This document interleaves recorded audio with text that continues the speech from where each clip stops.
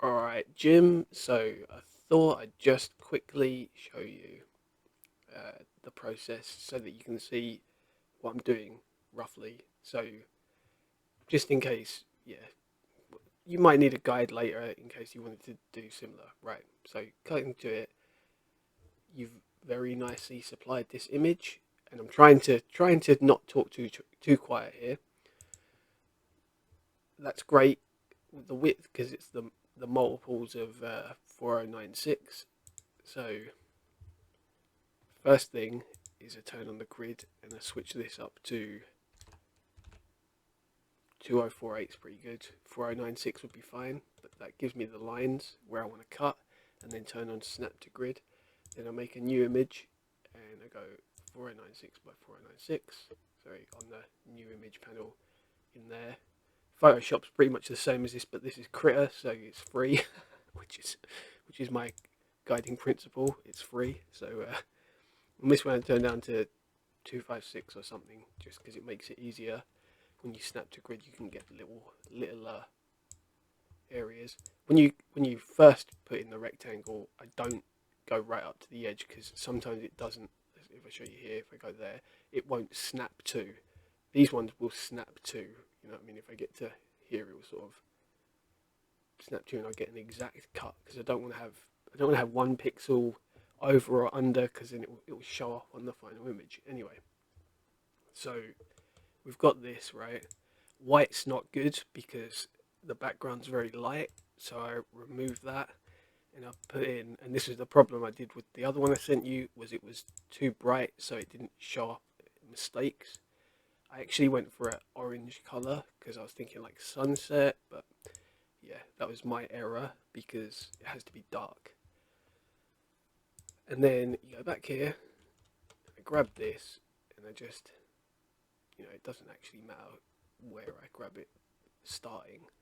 Just make sure I take the whole lot to the end and it snaps to 0 pixels on the vertical here.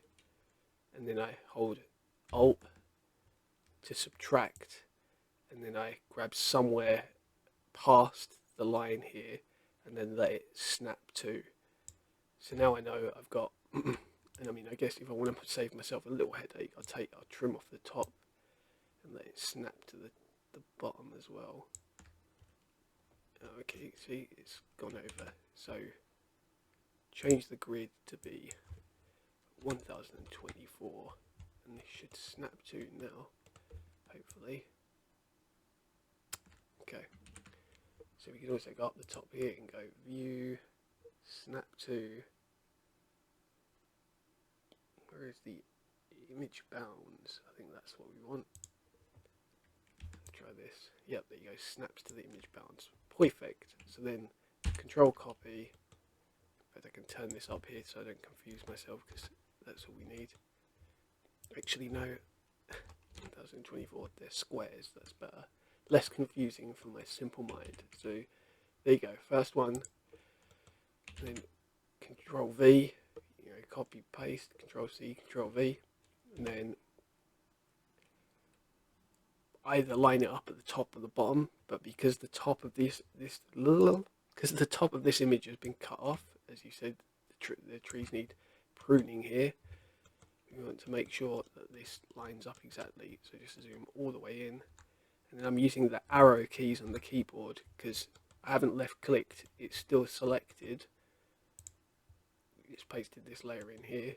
It's still selected, and so I just up and down on the arrow keys. And I'm scrolling in with the mouse wheel, get it all the way, and then I hit enter, and then that drops it down, and then I lock that, and then next, right? And so this part,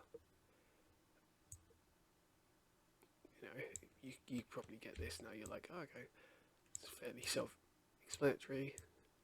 Holding down Alt to remove from the selection, Control C, back on here, Control V. See, and it drops it in like a weird place, but I'm just counting here.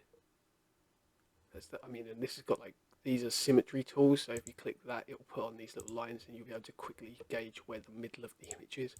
case it's confusing, but grab that. I mean, if I click and then I hold Alt, it'll, or Alt and Shift, sorry, it'll sort of, it will snap it to one axis. So now if I move left and right, it doesn't really, unless I move it really far, it kind of stays constrained to just moving up and down, because that's the first way I moved it, so that's great. Holding Alt and Shift when you move it, and then get it good enough, and then use the arrow keys to nudge it a couple of pixels. And we just want to make sure that it goes to there. And then hit enter, lock that, and then I kind of want to get past this bit so I can show you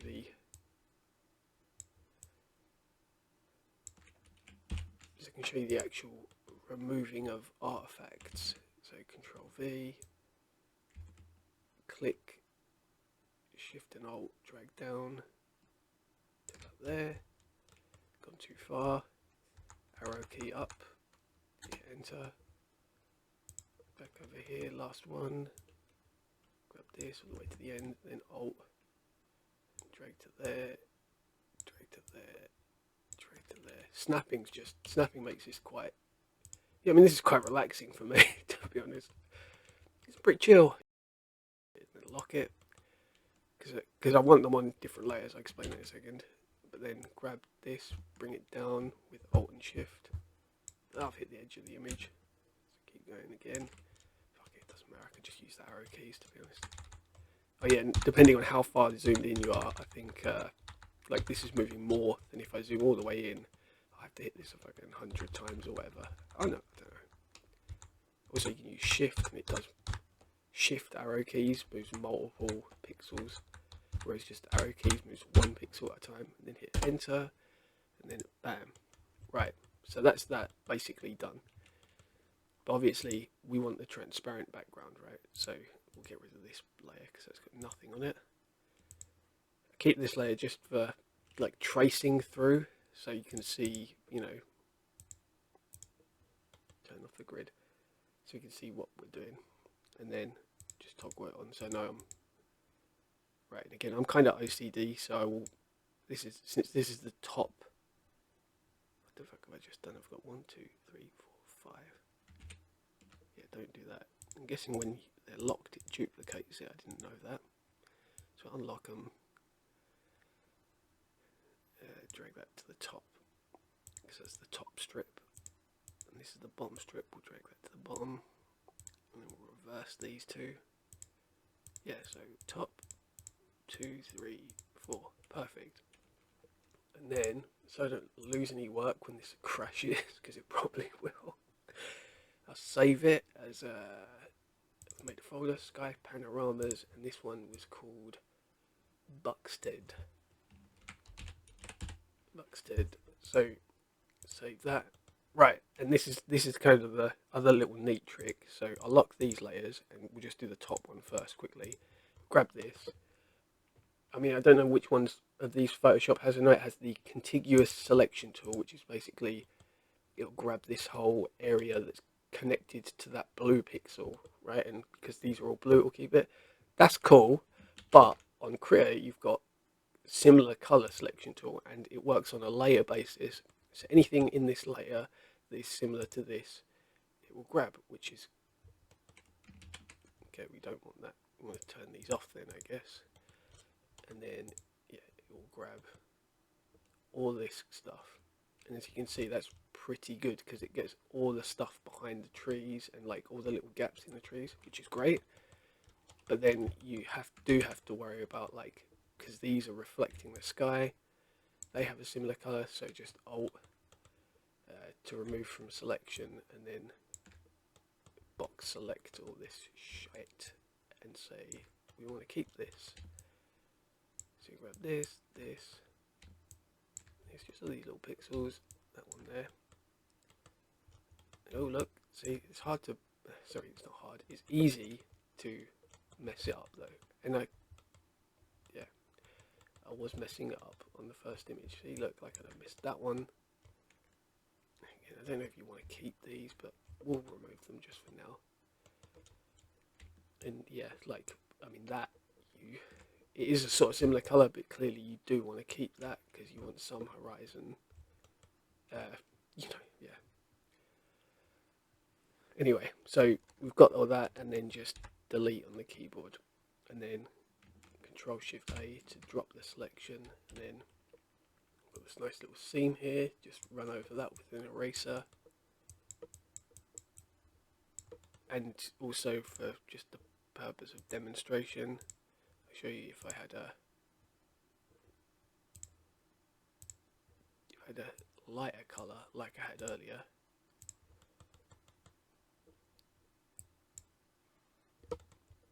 See, like there.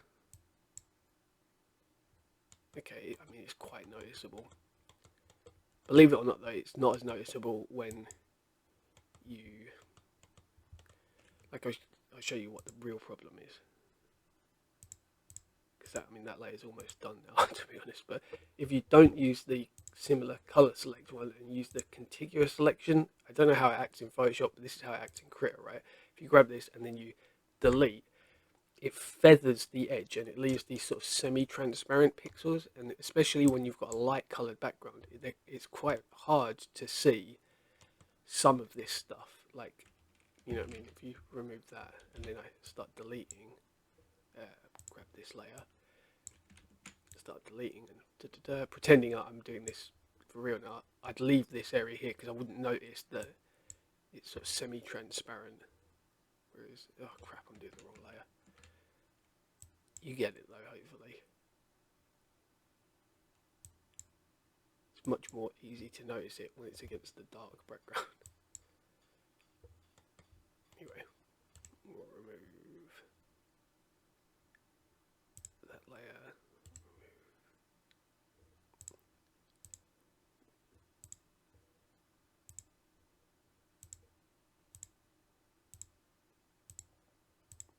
Kind of accidentally erased from the image. There you go.